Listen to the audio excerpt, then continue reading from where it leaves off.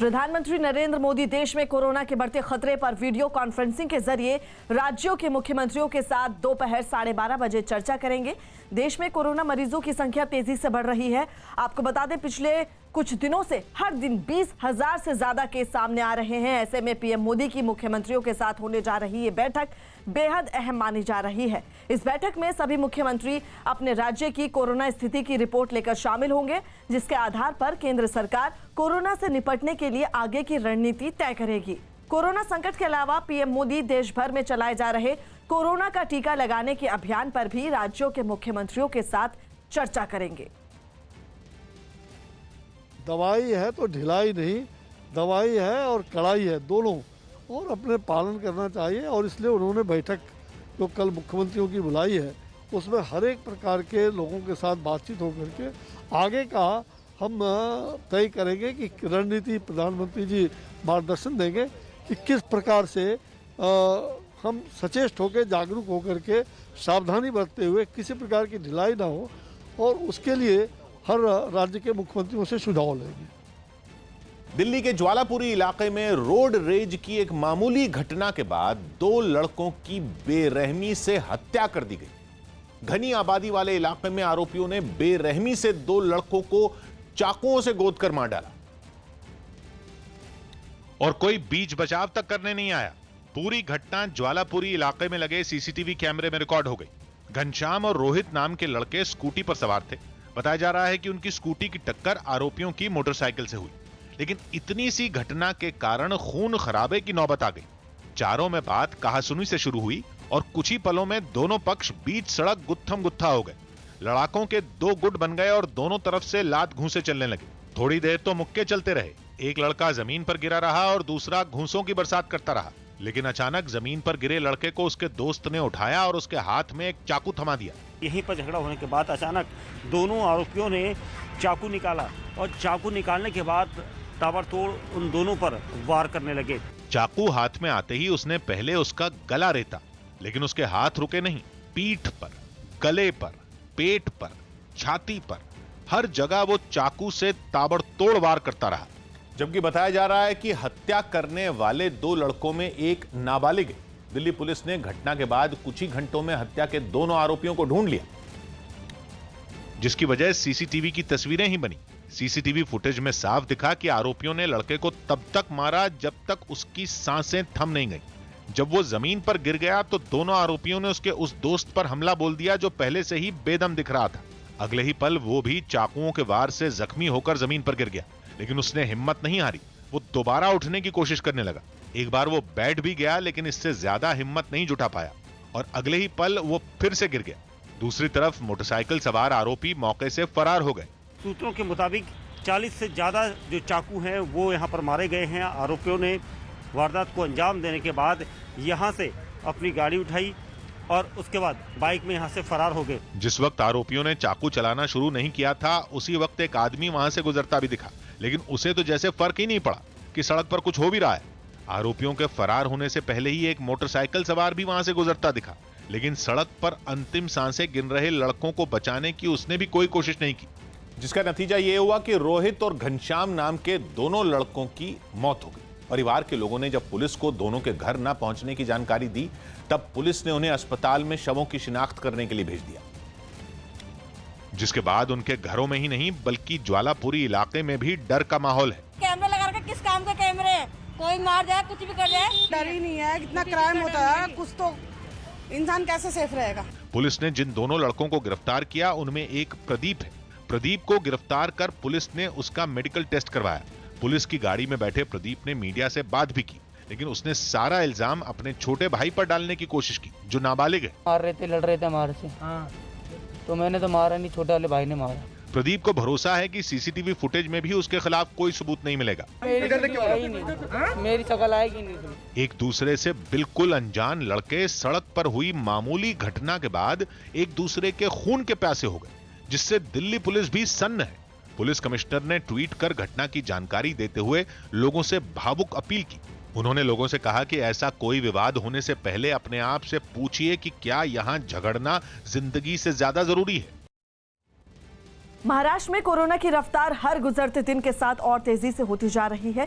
पिछले 24 घंटे में राज्य में करीब 18,000 कोरोना केस सामने आए, जबकि 87 लोगों की मौत हो गई। नागपुर में एक दिन में 2500 से ज्यादा मरीज सामने आए और इस बीमारी से 18 लोगों ने दम तोड़ दिया। तो वहीं मुंबई में भी कोरोना के मरीजों का आंकड़ा बढ़कर 2000 के पार पहुंच गया है, जिसे देखते हुए बीएमसी ने बड़ा फैसला लिया और स्कूलों में 50% शिक्षकों की अटेंडेंस को पूरी तरह से बंद करने का आदेश जारी कर दिया। सभी टीचरों को बच्चों को घर से ऑनलाइन पढ़ाने के लिए कहा गया है। आज से इस नए आदेश को लागू कर दिया जाएगा, जो अगले आदेश तक जारी रहेगा। जयपुर में बीजेपी के छात्र संगठन एबीवीपी से जुड़े छात्र पिछले 21 दिन से राजस्थान यूनिवर्सिटी में धरने पर डटे हैं।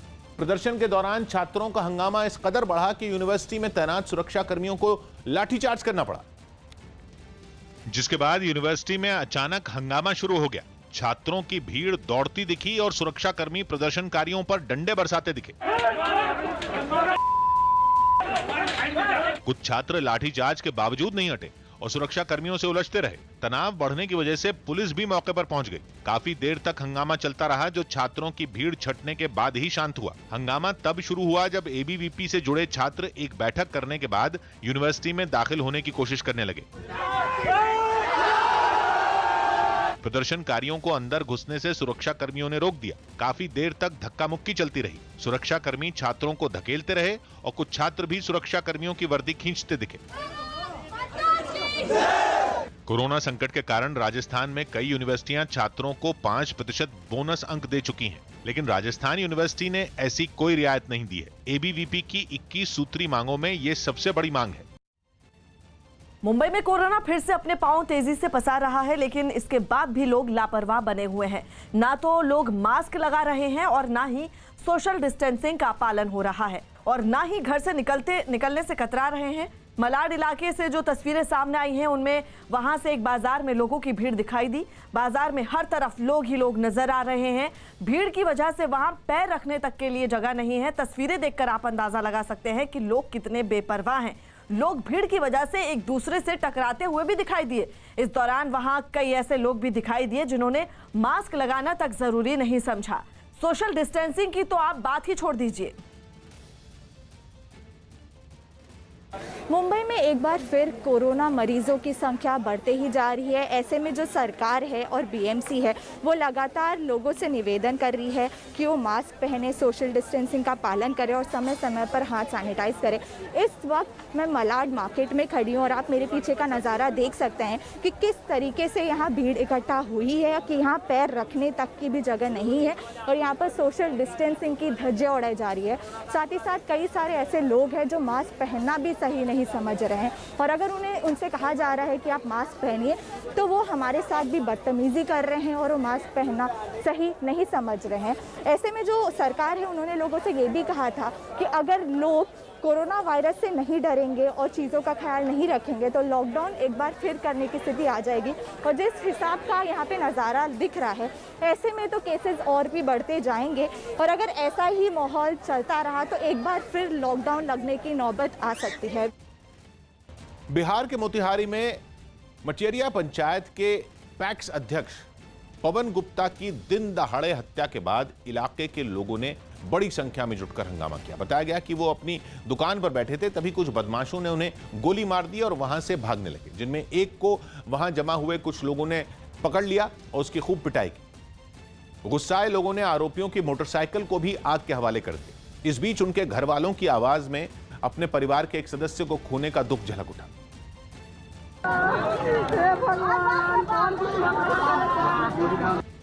हंगामे के दौरान भीड़ ने सड़क को जाम कर दिया, जिसकी जानकारी मिलने पर कुछ पुलिस वाले वहां पहुंचे और इन लोगों को समझाने की कोशिश की। फिर भी वो सड़क से हटने को तैयार नहीं हुए। काफी देर तक वो लोग वहां बवाल करते रहे। बाद में पुलिस ने आरोपियों के खिलाफ कार्रवाई का भरोसा देकर गुस्साए लोगों को शांत किया। महाराष्ट्र के साथ देश के कई राज्यों में कोरोना एक बार फिर बेकाबू होता जा रहा है। उन्हीं में से एक है मध्य प्रदेश। राज्य में कोरोना के बढ़ते खतरे को देखते हुए राजधानी भोपाल और राज्य के सबसे बड़े शहर इंदौर में आज से नाइट कर्फ्यू लगा दिया गया है। ये खतरे की घंटी तब बजी जब बजट सत्र के दौरान 5 विधायक और विधानसभा के 7 कर्मचारी कोरोना की चपेट में आ गए, जिसके बाद बजट सत्र को अनिश्चितकाल के लिए स्थगित कर दिया गया। इतना ही नहीं, राज्य के 8 शहरों में रात 10 बजे के बाद बाजार को बंद रखा जाएगा। इन शहरों में जबलपुर, ग्वालियर, उज्जैन, रतलाम, छिंदवाड़ा, बुरहानपुर, बैतूल और खरगोन शामिल हैं। इन शहरों में कर्फ्यू जैसी स्थिति नहीं रहेगी, लेकिन बाजार अगले आदेश तक बंद रहेंगे। और इसके अलावा राज्य में महाराष्ट्र से आने वाले लोगों को 1 हफ्ते तक क्वारंटीन भी किया जाएगा। कोरोना बढ़ रहा है और बचाव का एक ही उपाय है, और वो उपाय है मास्क लगाए रखना। आप तो लगाओ, लेकिन घर में अगर मम्मी पापा भी लापरवाही करें, घर के अंदर मास्क लगाने की जरूरत नहीं है। लेकिन मम्मी पापा भी अगर बिना मास्क लगा कहीं जाएं तो उनको टोकना जरूर। पश्चिम एशिया के देश जॉर्डन में कर्फ्यू का विरोध कर रहे लोगों और पुलिस के बीच ऐसी झड़प हुई जिससे सड़कें जंग का मैदान बन गई। कोरोना से निपटने के लिए राजधानी अमान में 2 दिन पहले ही रात में कर्फ्यू लगाने का ऐलान हुआ, जिसका नौजवानों ने जमकर विरोध किया। और जब तीसरे दिन भी वो सड़कों पर उतरे तो पुलिस भी सख्ती दिखाने में पीछे नहीं रही और आंसू गैस की बरसात कर उन्हें खदेड़ना शुरू कर दिया।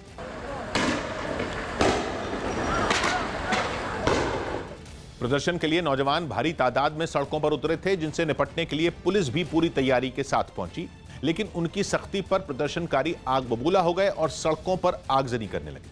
उन्होंने पुलिस पर पथराव भी किया, जिससे कुछ पुलिस वाले घायल हो गए और उनकी गाड़ियों के शीशे भी टूट गए। इस टकराव की वजह से अमान की सड़कों पर काफी देर तक अफरा तफरी मची रही। प्रदर्शन कर रहे लोगों ने कुछ दिन पहले ऑक्सीजन की कमी की वजह से एक अस्पताल में 7 कोरोना मरीजों की मौत पर भी जमकर नाराजगी जताई और प्रधानमंत्री से इस्तीफा देने की मांग की।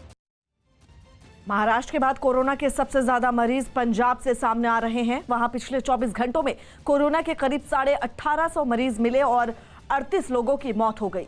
कोरोना के बढ़ते खतरे को देखते हुए राज्य की कैप्टन अमरिंदर सरकार ने रूपनगर जिले में रात 11 बजे से सुबह 5 बजे तक का नाइट कर्फ्यू लगा दिया है। इससे पहले राज्य के 9 जिलों में नाइट कर्फ्यू लगाया जा चुका है। मतलब ये कि अब तक पंजाब के 10 जिलों में नाइट कर्फ्यू लागू किया जा चुका है। दिल्ली के पास उत्तर प्रदेश के नोएडा और गाजियाबाद में मोटरसाइकिल पर स्टंट करने वाले 3 लोगों के खिलाफ पुलिस ने कार्रवाई की। यह एक्शन स्टंटबाजी के 2 वीडियो सामने आने के बाद लिया गया, क्योंकि नोएडा में जो वीडियो रिकॉर्ड किया गया उसमें मोटरसाइकिल पर सवार एक शख्स अगले पहिए को हवा में उठाकर स्टंट करता दिखा। वो यही नहीं रुका, उसने थोड़ी दूरी पर जाकर मोटरसाइकिल के पिछले पहिए को हवा में उठा लिया। उसके बाद वो रॉन्ग साइड पर यू टर्न लेकर वापस आया और फिर स्टंट दिखाया। जिस वक्त वो स्टंटबाजी कर रहा था, सड़क पर हल्का ट्रैफिक भी दिखा। मोटरसाइकिल पर स्टंट करने का यह वीडियो सामने आने के बाद पुलिस ने आरोपी को गिरफ्तार कर लिया। कुछ इसी तरह मोटरसाइकिल पर जानलेवा स्टंट करने का वीडियो गाजियाबाद से भी सामने आया, जिसमें मोटरसाइकिल पर सवार 2 लड़कियां ऐसा करती दिखी। उनके खिलाफ भी पुलिस ने कार्रवाई की। बुलेट का ही चालान करके 11,000 का जुर्माना किया गया है। वीडियो में एक लड़की ड्राइव करती नजर आई, दूसरी उसके कंधों पर बैठकर स्टाइल मारती दिखी।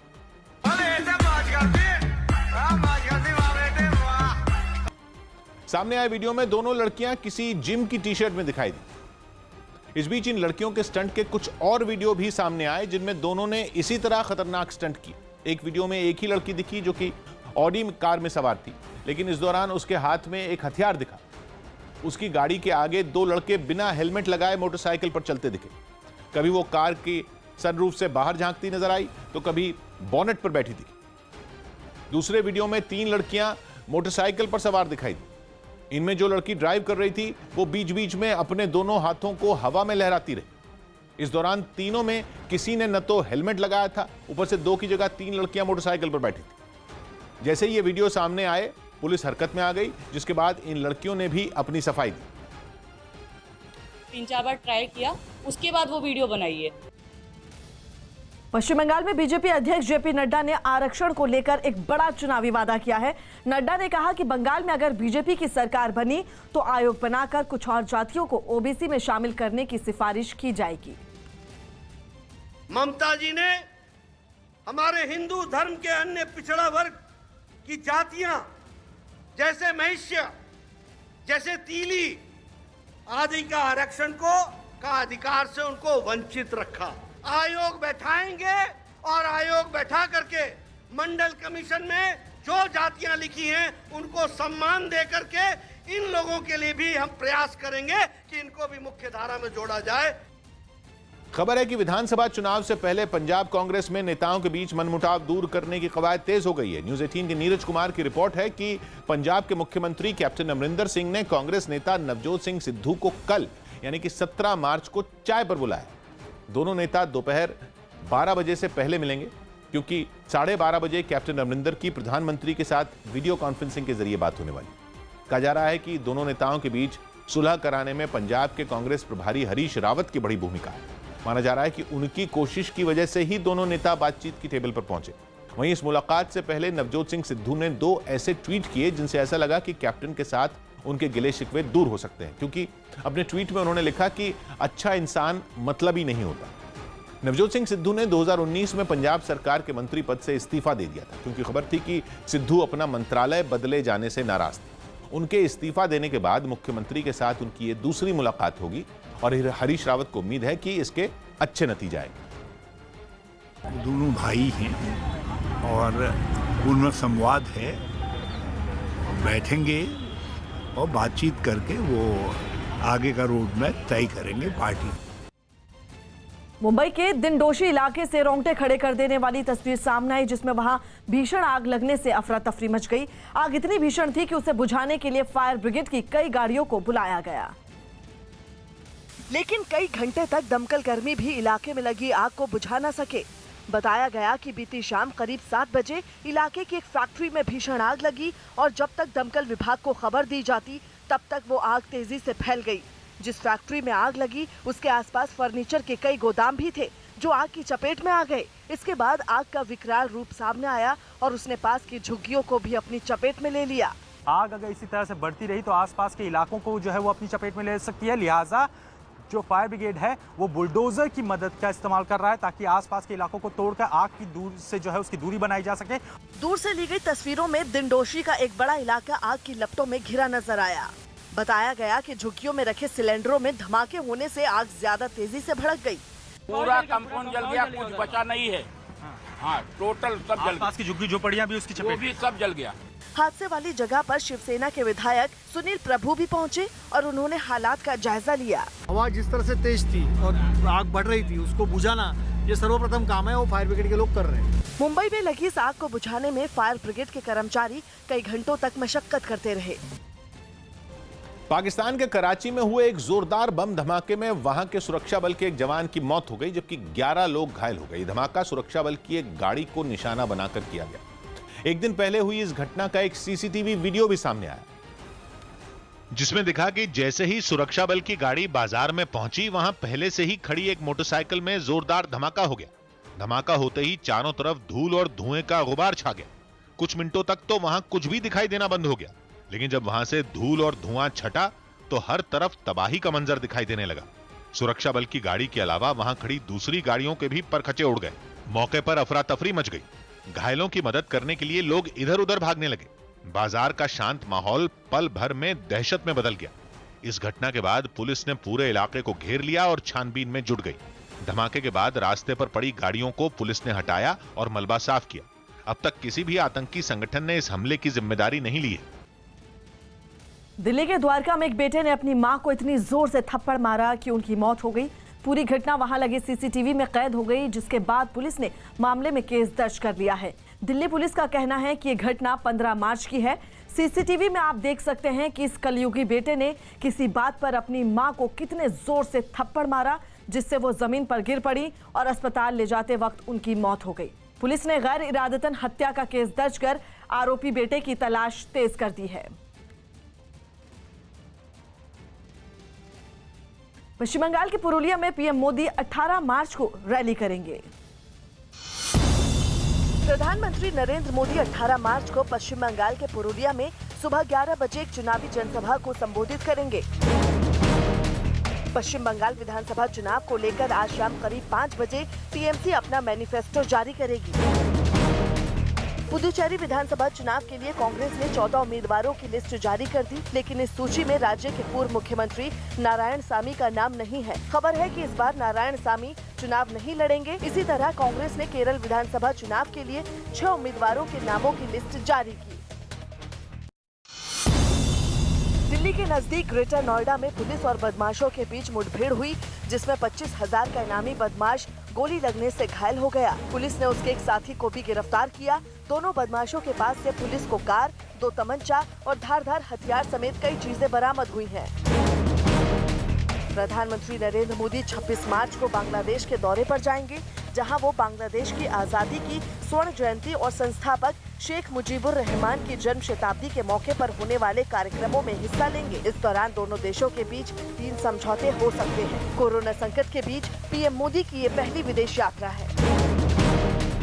महाराष्ट्र में पिछले 24 घंटे में 17,500 से ज्यादा कोरोना के मरीज सामने आए, जबकि 87 लोगों की मौत हो गई। तो वहीं मुंबई में एक दिन में कोरोना मरीजों की संख्या का आंकड़ा 1900 के पार पहुंच गया।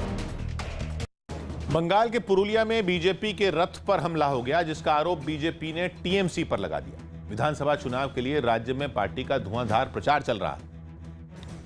लेकिन बीजेपी के प्रचार अभियान में उस समय खलल पड़ गया जब पुरुलिया में उसके एक रथ में तोड़फोड़ की गई। जिन लोगों ने बीजेपी के रथ को निशाना बनाया, उन्होंने उसे घेर लिया और तोड़फोड़ करने लगे। इस बीच वहां मौजूद पुलिस ने हालात संभालने की कोशिश तो की, लेकिन ऐसा लगा कि हमला करने वालों पर उसका बस ही नहीं चला, क्योंकि उसकी मौजूदगी में रथ पर पत्थर फेंके गए, जिसके बाद उसका शीशा चकनाचूर होकर सड़क पर बिखर गया। आरोप है कि पुरुलिया में टीएमसी सांसद अभिषेक बनर्जी की सभा में आए लोगों ने बीजेपी का रथ रास्ते में रोका और हिंसा की।